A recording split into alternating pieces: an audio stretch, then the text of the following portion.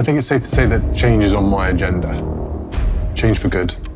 And I embrace that and I enjoy that change. I don't fear it. A private royal gathering descended into chaos when Princess Charlotte was discovered in a fierce confrontation with Camilla's granddaughter, Eliza Lopes. Voices had risen. A chair had been knocked aside.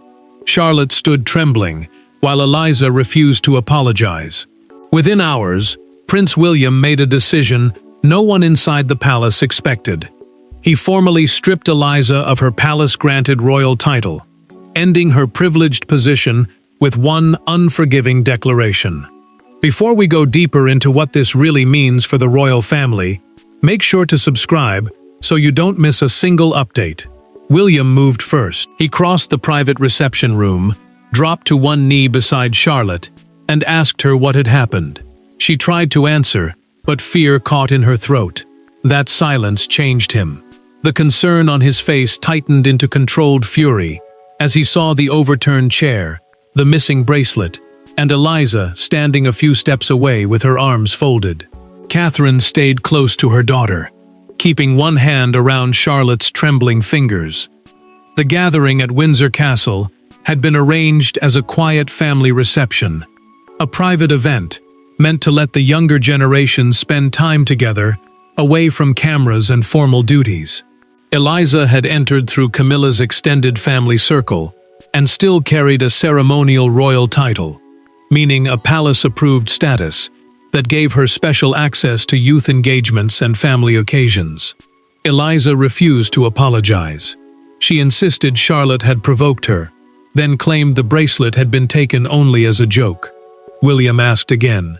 Her answer did not soften. Instead, she repeated that Charlotte believed her future rank made her untouchable. The words landed hard, because the princess had been raised to understand that royal position brought duty, not permission to dominate others.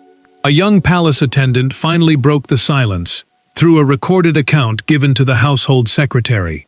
The witness explained that Eliza had mocked Charlotte's future place in the monarchy before grabbing the bracelet and blocking her path.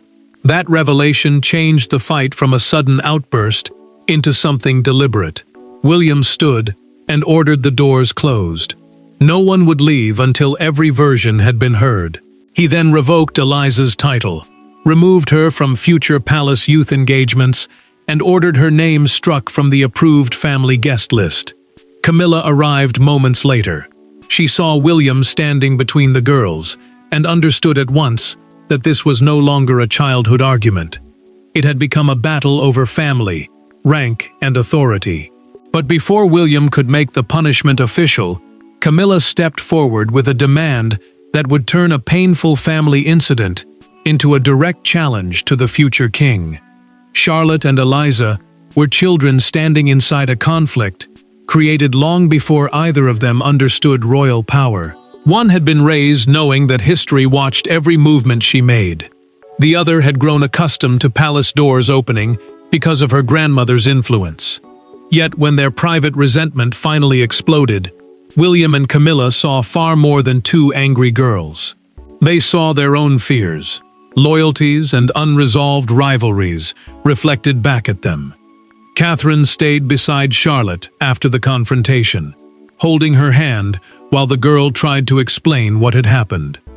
The princess had always taught her daughter that royal privilege came with discipline, restraint, and responsibility.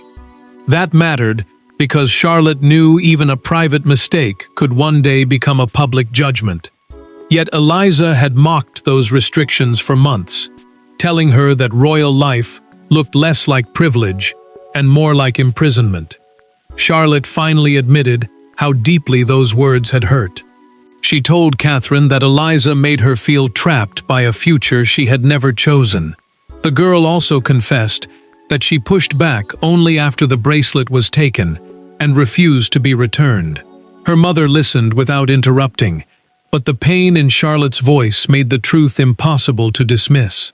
Camilla faced a different confession. Eliza sat beside her in tears, insisting that Charlotte had treated her as though she did not belong. The queen consort comforted her granddaughter at first, believing humiliation had driven the anger. Then Eliza admitted she had grabbed the bracelet during the argument. Camilla's expression changed. She understood that the fight had crossed from wounded pride into something far more serious. William soon learned why the missing bracelet mattered so much. It had come from a collection linked to Princess Diana, his late mother, making it more than a piece of jewelry. For Charlotte, it was a personal connection to the grandmother she had never known. For the prince, taking it had turned the confrontation into a direct attack on memory, family, and trust. A palace staff member then gave a documented account to the household secretary, confirming that tension between the girls had surfaced at earlier gatherings. Senior aides had quietly dismissed those incidents because they feared embarrassing Camilla. That silence now carried its own weight. It suggested that adults had protected appearances while resentment grew unchecked. William's anger deepened. He no longer believed the fight was sudden or isolated. Someone had seen the warning signs. Someone had chosen silence. And Charlotte had paid the price. And when the future king demanded every previous incident involving the two girls, one forgotten ceremony emerged as the moment the bitterness truly began. The fight at Windsor had not begun beside an overturned chair. Its true beginning lay months earlier, during a children's heritage ceremony at Clarence House. That afternoon, Charlotte was publicly selected to carry a small royal heirloom during the procession, while Eliza was quietly moved out of the ceremonial line. A single whispered sentence followed. A wounded look passed between them. And from that moment, what appeared to be childish jealousy became a private feud the adults chose not to confront. The heritage ceremony had been designed to introduce younger family members to royal traditions through small symbolic duties. Each child had been assigned a simple role, allowing them to take part without carrying the weight of formal public responsibility. Charlotte's task changed at the last moment when William selected her to carry a velvet case containing a family heirloom. He believed the responsibility matched her developing position and would help her understand the discipline expected of her. Eliza took the decision differently. As the children waited outside the ceremonial room, she leaned toward Charlotte and whispered, "You only get chosen because everyone is afraid of your father." The words were quiet, but the damage was immediate. Charlotte heard every syllable. Eliza saw the hurt in her face, yet neither girl apologized or explained. Trust disappeared between them in that single moment. Charlotte later asked Catherine whether people respected her only because she was William's daughter. The question struck the princess with unexpected force. She reassured her child that respect had to be earned through kindness and duty, but she understood that Eliza's remark had already planted doubt inside her. Eliza returned home carrying a different wound. She told Camilla she had been humiliated in front of the other children and pushed aside without warning. The queen consort comforted her granddaughter and promised she would never again be excluded without explanation. That promise soon became more than reassurance. A former aide later revealed the next step through a documented account submitted to William's household. Camilla had requested a formal ceremonial title for Eliza, a palace-approved position that gave her greater standing at private royal functions.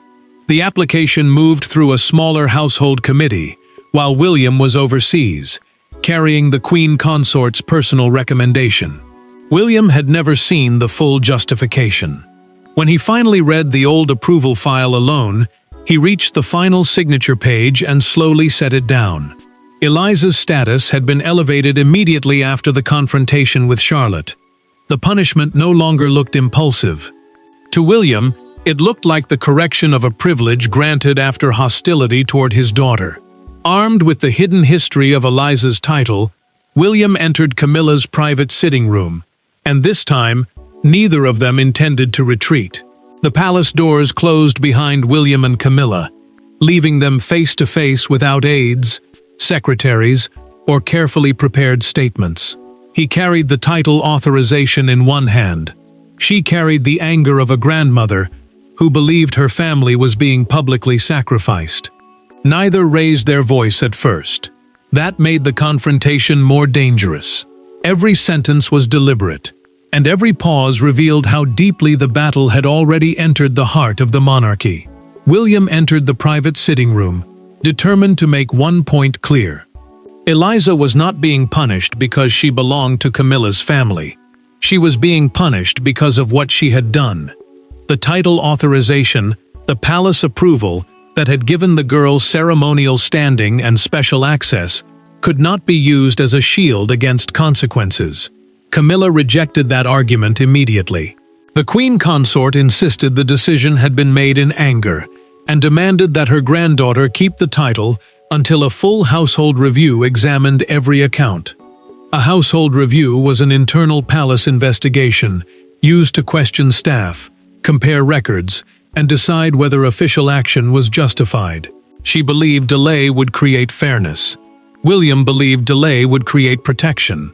Camilla pushed the authorization file back across the table. "You cannot erase a young girl's place in this family over one confrontation," she said. William refused to touch it. He answered that the title had become meaningless the moment it was used to protect Eliza from responsibility. The prince reminded her that Charlotte had been frightened, cornered, and then blamed for defending herself. Camilla's restraint broke. She accused him of treating his daughter as untouchable simply because she stood closer to the throne. William's composure cracked in return. He told her Charlotte had not demanded punishment. She had barely managed to explain what happened. Camilla insisted Eliza was also a child who had made a mistake. William agreed, but his answer cut deeper. Mistakes required honesty, apology, and consequences. They did not require royal shielding. William then revealed the evidence through 3 documented staff accounts submitted to the household secretary. Those records described earlier insults, deliberate exclusion, and repeated attempts to take Charlotte's belongings. Camilla went silent when she recognized names from her own household. Some of her staff had known. They had concealed the incidents because they believed silence would protect her position. William placed his pen on the table and signed the revocation order. He turned it toward Camilla. She did not read it. She stared at his signature. Before he left, Camilla warned him that Charles would never allow the punishment to stand without royal approval. But when the signed order reached the king, Charles discovered that the decision was no longer only about Eliza. It was a test of who truly controlled the family's future. King Charles received the revocation order in silence. On one side stood his wife, wounded and furious over the punishment of her granddaughter. On the other stood his eldest son, determined to protect Charlotte and establish a boundary no royal connection could cross. The king understood the danger immediately. Supporting Camilla could weaken William's authority as a father. Supporting the prince could fracture his marriage. Yet refusing to choose would damage them all.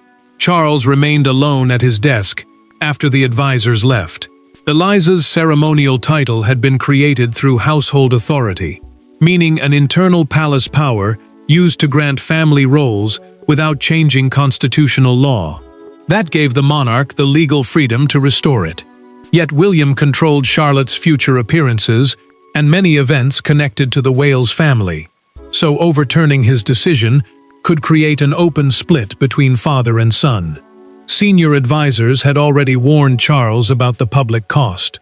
One written briefing stated that restoring the title would suggest Camilla's relatives enjoyed protection unavailable to everyone else. The monarchy had survived scandal by defending tradition before. This time, tradition itself could look like favoritism. Charles opened Charlotte's written account. The princess described how Eliza blocked the doorway, refused to return the bracelet, and left her feeling trapped. He paused at that word, trapped. The king read the sentence again, then lowered the page without speaking. Camilla entered carrying none of her earlier anger. She asked her husband to protect Eliza from humiliation, and admitted her granddaughter was terrified of being cast out of the only royal world she had ever known. The queen consort insisted the girl needed guidance, not permanent exclusion. Charles listened, but his answer remained calm. Charlotte also needed to feel safe inside her own family. Camilla heard the judgment beneath his words and understood he was leaning toward William. The king then disclosed what the household review had uncovered, through a formal written report. Eliza's title had been approved without a full family conduct review, an internal check designed to examine behavior before ceremonial status was granted. That omission made William's revocation difficult to challenge. Charles revealed something worse. A recorded conversation between Camilla and a former aide showed that she had urged the earlier heritage ceremony dispute to be kept from William. She feared the prince would block Eliza's elevated position if he learned what had happened. Camilla did not deny it. Charles removed his glasses, closed the folder, and told her he would not reverse the decision. She remained seated after he left, unable to answer. By the following morning, doors that had always opened for Eliza began closing, and Camilla was forced to watch her granddaughter experience the true cost of lost royal protection. The punishment became real, not during a grand announcement, but through a series of quiet removals. Eliza's name disappeared from the reception list. Her place at a youth ceremony was reassigned. A planned visit to Windsor was cancelled. Each change looked small on paper, yet together they delivered a devastating message. The palace no longer recognized her as part of its ceremonial circle. For Camilla, every closed door felt like a judgment against her own family. Palace staff carried out William's order without ceremony. They removed Eliza's ceremonial styling, her approved seating privileges, her access to youth engagements, and her place at future family events. Ceremonial styling meant the special title and formal status used inside royal settings, while official seating privileges determined where a person could stand, sit, and appear during palace occasions. The decision did not end her private relationship with Camilla, but it drew a hard line between family affection and royal recognition. Eliza received the cancelled event notice while sitting beside her mother. She read it once, then again, as though the words might change. When she learned another child had been assigned her former role, she placed the card face down and began to cry. Her title had once made her feel protected. Now its removal made her feel erased. Camilla called William soon afterward. She asked him to soften the restrictions, arguing that Eliza had already suffered enough. The queen consort said one mistake should not close every door. The prince refused. He told her that reversing even one consequence would teach both girls that royal pressure mattered more than conduct. Charlotte carried a different pain. She told Catherine she had never asked for the title to be removed, and feared the family would blame her for everything Eliza had lost.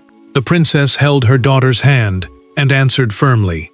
Telling the truth had not caused the punishment. The adults had made that decision after examining the full pattern.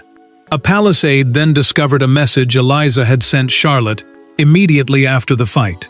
The account was preserved in the household communication record, a secure archive used to document messages tied to family disputes. It contained no apology.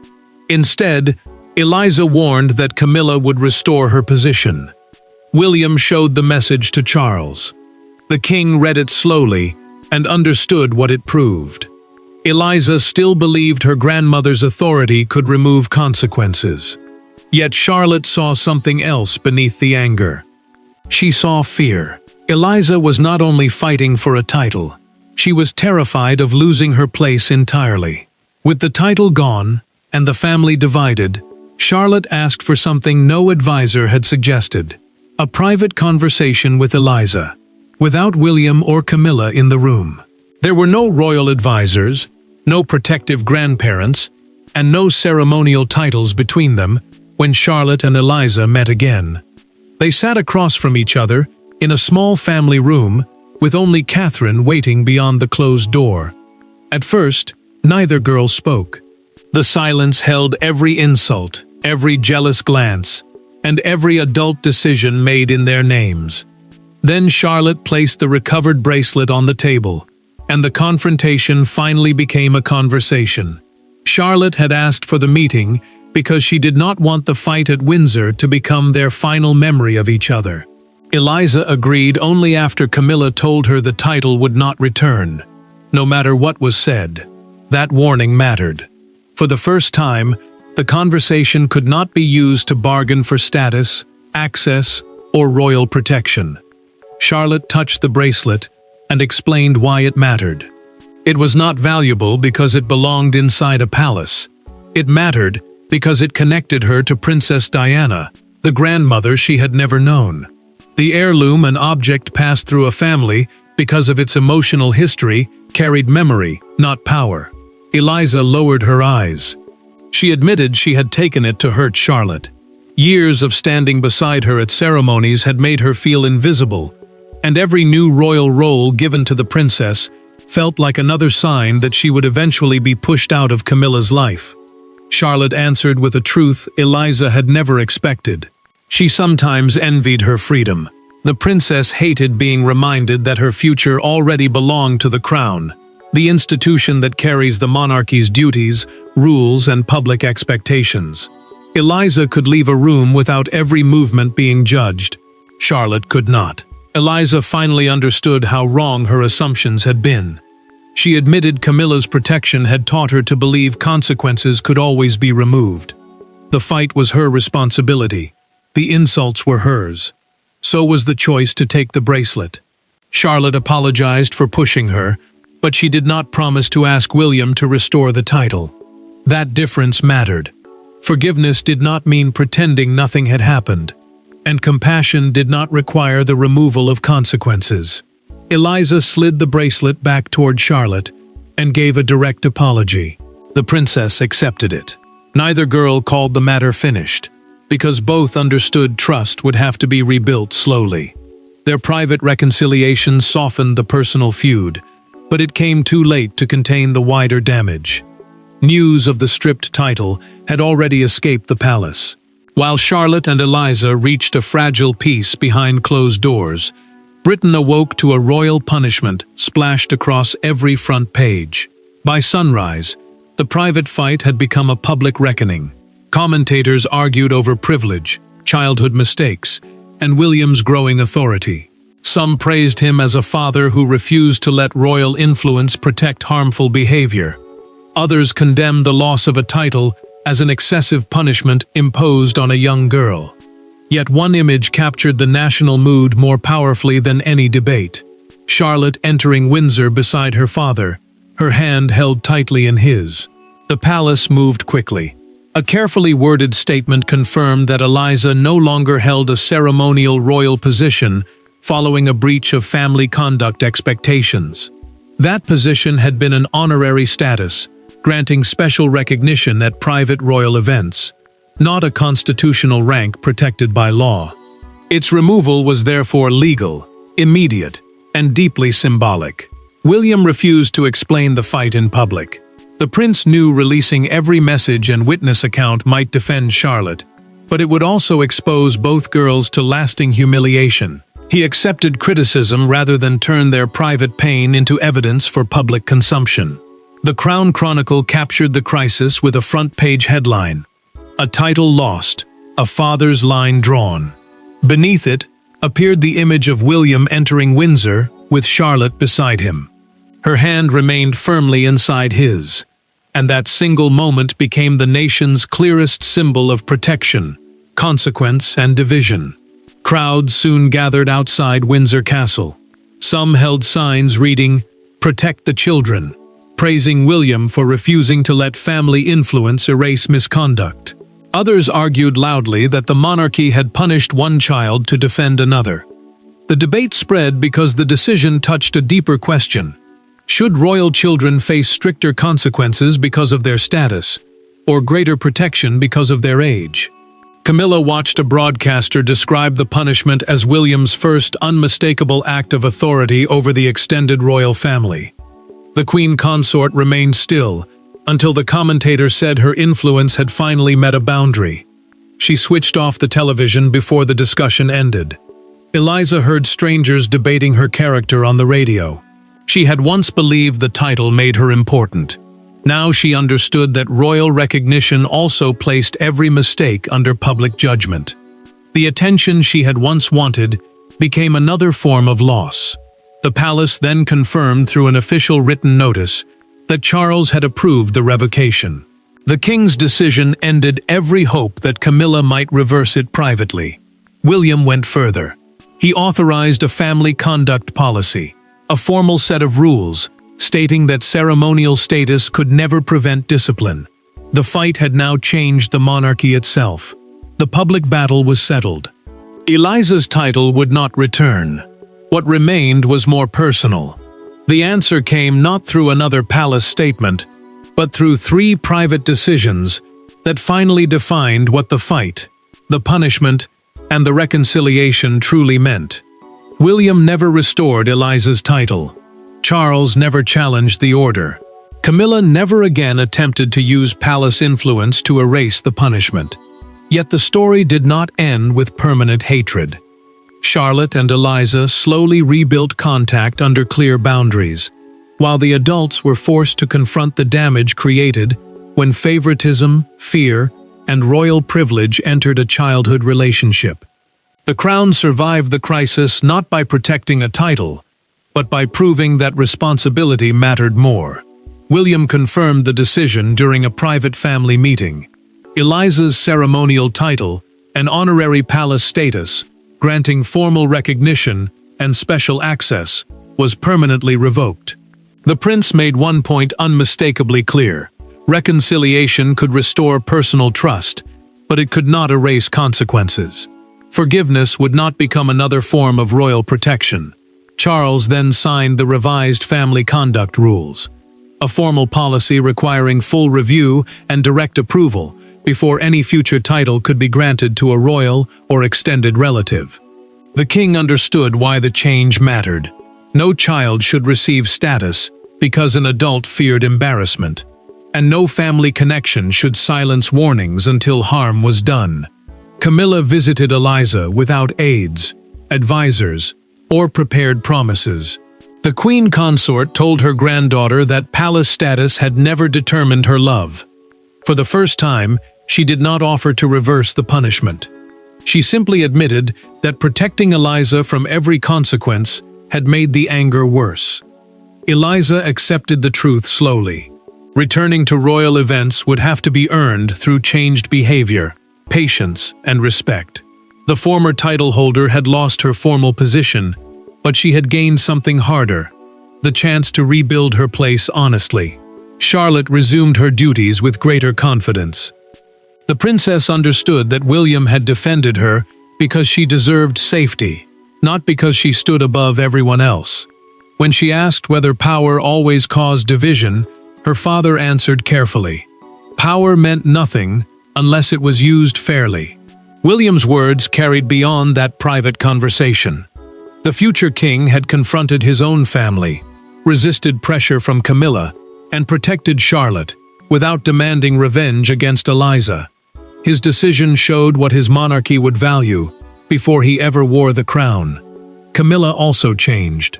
She accepted that love without accountability could become favoritism, and that repairing trust with William required respecting the boundary he had drawn.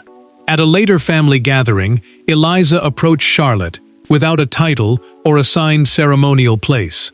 The two girls exchanged a cautious smile and sat together as relatives, not rivals protected by rank. The title was gone forever. The punishment remained, and the family finally understood why. Within William's future monarchy, blood could offer belonging, but it could never place anyone above consequences. Thanks for watching. Please don't forget to like and subscribe, and we will see you in next one.